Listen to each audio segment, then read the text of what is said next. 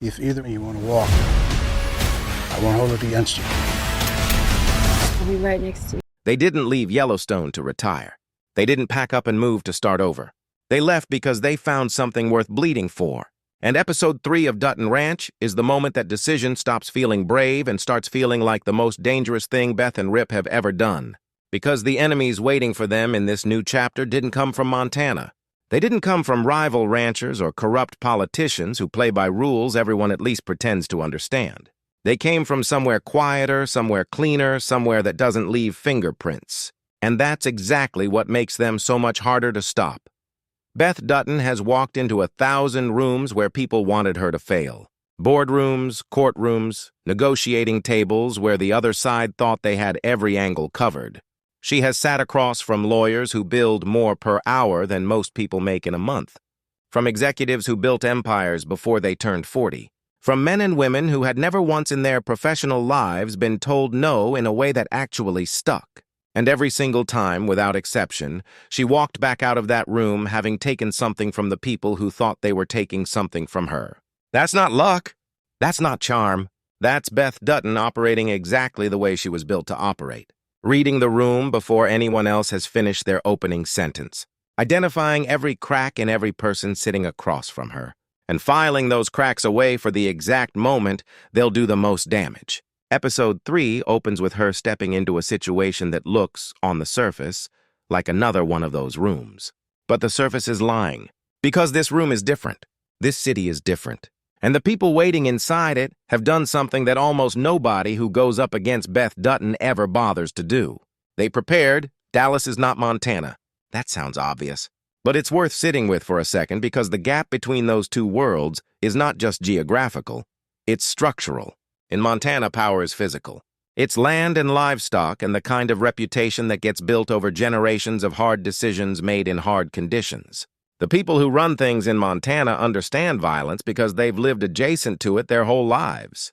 They respect strength because strength is the currency that actually moves things in that world. Beth understands that world completely. She grew up inside it. She learned its rules before she learned how to drive. But Dallas runs on an entirely different operating system. Dallas is oil money that has been compounding since before Beth's parents were born. It's real estate empires with tentacles stretching into state legislatures and federal agencies. It's a world where the most powerful move you can make is one that never appears in any public record, where the most dangerous people in the room are the ones who look the most relaxed, where winning doesn't mean defeating your opponent. It means making your opponent's defeat look like their own decision. Beth has never had to operate in this specific environment before. And that gap, that small but significant gap between what she knows and what this new world requires, is exactly what the opposition in episode 3 is planning to exploit. The trailer makes this tension visible in every frame she appears in. She's sharp, she's controlled, she's clearly thinking 3 moves ahead of everyone around her. But there's something underneath that sharpness that the show is doing something very deliberate with.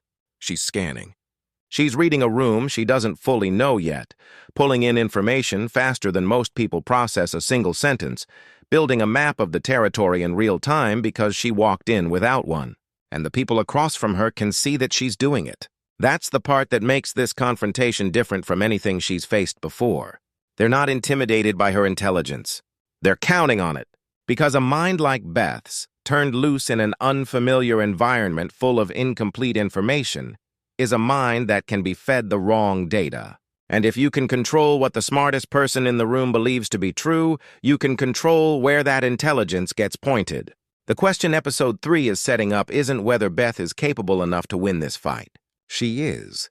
The question is whether she'll figure out the real game before someone who's been playing it for decades uses her own brilliance against her Rip situation. In this episode operates on a completely different frequency. But it's connected to everything Beth is dealing with in ways that aren't immediately obvious.